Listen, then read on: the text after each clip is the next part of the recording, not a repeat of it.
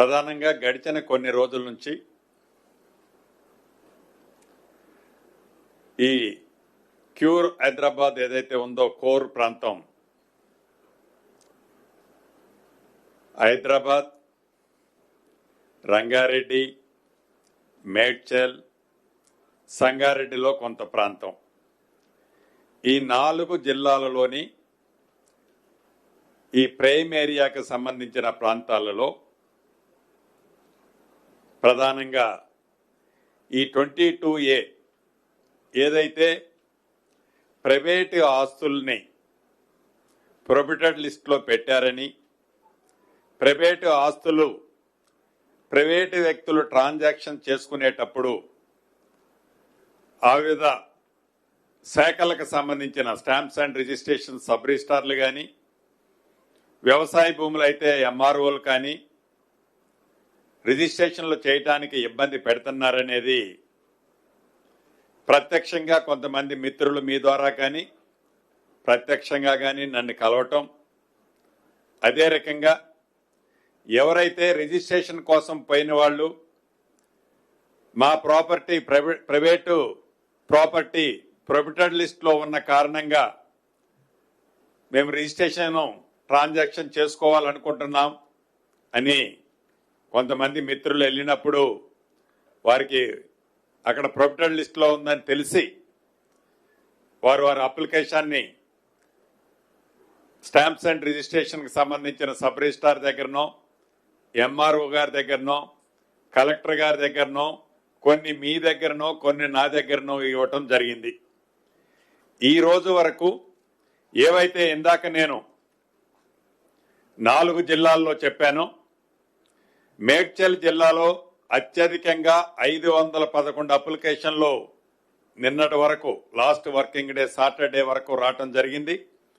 రంగారెడ్డి జిల్లాలో 146 అప్లికేషన్లు, హైదరాబాద్లో 49, సంగారెడ్డిలో 38, ఆల్ టుగెదర్ కలిసి 757 మంది ప్రైవేటు భూమి 22Aలో పెట్టారు అని వారు అప్లికేషన్లు ఇవ్వటం జరిగింది.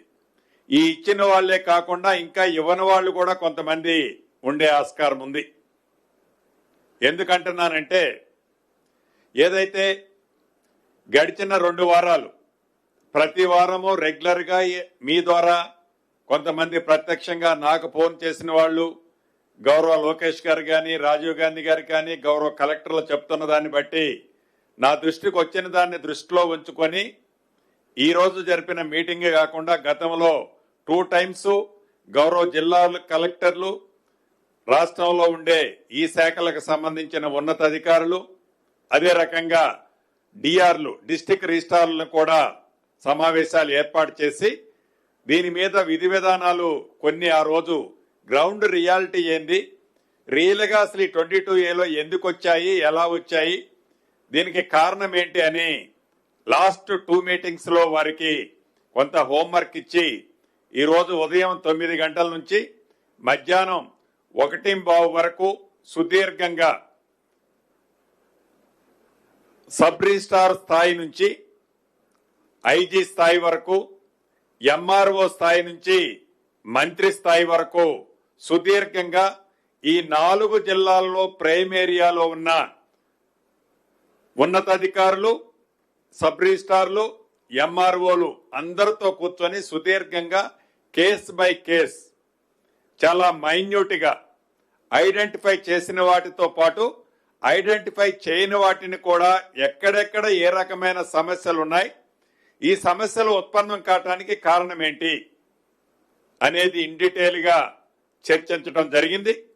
దీంట్లో అత్యధికంగా 511 అప్లికేషన్లు ఏవైతే మేడ్చల్ వచ్చాయో, ఉదాహరణకు 1-2 మీకు ఎగ్జాంపుల్స్ ఇస్తున్నాను. ఫైనల్ గా ఏమి ఆదేశాలు ఇచ్చానో కూడా మీ ద్వారా ఈ క్యూర్ ప్రాంతంలో ఉన్న ప్రజలకే కాకుండా రాష్ట్రంలో మిగిలిన కొన్ని ప్రాంతాల్లో రేర్ కేసెస్ చాలా తక్కువ ఉన్నాయి, అత్యధికంగా ఇక్కడే ఉన్నాయి.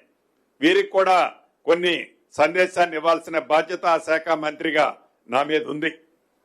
దాన్ని దృష్టిలో పెట్టుకొని ప్రత్యక్షంగా ఏదో ప్రెస్ నోట్ రిలీజ్ చేయటం కాకుండా మీ ద్వారానే మీతో మాట్లాడి చర్చించి డెఫినెట్ గా ఇంకా అదనంగా ఏమైనా న్యాయబద్ధంగా వారి ఆస్తికి ఈ ప్రభుత్వం ఎక్కడ ఆటంకం కలిగించాలన్నది లేదు. అది ట్యాగ్ లైన్. ఏ ప్రైవేటు ఆస్తులకి ఈ ప్రభుత్వం ఒక్క గజమ ఆస్తికి కూడా ఆటంకం కలిగించొద్దన్నదే ఈ ప్రభుత్వం యొక్క ఆలోచన. ఇదే మాట 2 రోజుల క్రితం గౌరవ ముఖ్యమంత్రి గారు కూడా కుక్కటపల్లి హౌసింగ్ బోర్డుకు సంబంధించి ఇందిరమ్మ టవర్స్ శంకుస్థాపనలో కూడా గౌరవ ముఖ్యమంత్రి గారు కూడా చెప్పడం జరిగింది. మళ్ళీ అదే నేను రిపీట్ చేస్తున్నాను మీ ద్వారా. అయితే ఈ 511 మేడ్చల్ సంబంధించిన దాంట్లో సుమారు 325 అప్లికేషన్లు యుఎల్సీకి సంబంధించినవి. ఈ యుఎల్సీ గతంలో అది 2001, 2002 నుంచి లగాయితూ ఇప్పటి వరకు ఏవైతే యుఎల్సీలు క్లియర్ చేసినాయి న్యాయబద్ధమైనవి ఉన్నాయి. దీంట్లో ఈ 320 అప్లికేషన్లు ఏవైతే యుఎల్సీకి సంబంధించినవి వచ్చినాయో మెజారిటీ అప్లికేషన్లో రీజనబుల్ జెన్యూనే. కానీ ఇవి గతంలో యుఎల్సీ ల్యాండ్ అంటే గవర్నమెంట్ ల్యాండ్ అని ఉన్న కారణంగా ఏదైతే ఆన్లైన్ లో గతంలో ఇవన్నీ కూడా ప్రొబిటల్ లిస్ట్ లోనే ఉన్నాయి. కానీ ప్రతి దానికి ఒక ప్రొసీడింగ్, ఒక జీవోలు ఉన్నాయి. ఈ ప్రొసీడింగ్స్, జీవోస్ ఉన్న కారణంగా ఆనాడు సబ్ రిజిస్ట్రార్లు వాళ్ళన్నిటినీ కూడా ప్రైవేట్ ఆస్తులనే ట్రీట్ చేసి ట్రాన్సాక్షన్స్ జరిపారు. కానీ 2025 కదండి హైకోర్టు ఇచ్చింది. 2025 సెప్టెంబర్లో ఆనరబుల్ హైకోర్టు సుమారు ఆనరబుల్ హైకోర్టులో 6000 పైచిలకు ఈ ప్రొబిటల్ లిస్టుకు సంబంధించిన కేసులు ఆనరబుల్ హైకోర్టులో ఉన్నాయి. అనేక పర్యాయాలు ఆనాడున్న చీఫ్ సెక్రటరీ గారిని, అదే రకంగా రెవెన్యూ సెక్రటరీ గారిని అనేక పర్యాయాలు ప్రత్యక్షంగా ఈరు కూడా అటెండ్ అయ్యారు ఆనరబుల్ హైకోర్టులో. ఫైనల్ గా లాస్ట్ గా మీరు ఏవైతే ప్రొబిటెడ్ లిస్ట్ లో ఉందని చెప్తున్నారో ఆ లిస్టు మొత్తము రీసెంట్ గా మీరు కోర్టుకి కాపీ సబ్మిట్ చేస్తూ మీ రిజిస్ట్రేషన్ అథారిటీకి ఆ లెటర్ లో కమ్యూనికేట్ చేస్తే ఈ కేసులన్నిటినీ మేము ఇక్కడ డిస్మిస్ కొట్టేస్తామని ఆనరబుల్ హైకోర్టు చెప్పడం జరిగింది. దాన్ని దృష్టిలో పెట్టుకొని 2025 ఎండ్ లో ఆల్ కలెక్టర్స్ ఇవి ప్రొబిటెడ్ లిస్ట్ లో ఉన్నాయని పాత కాపీని కంటిన్యూ చేసి ఇవ్వటం జరిగింది.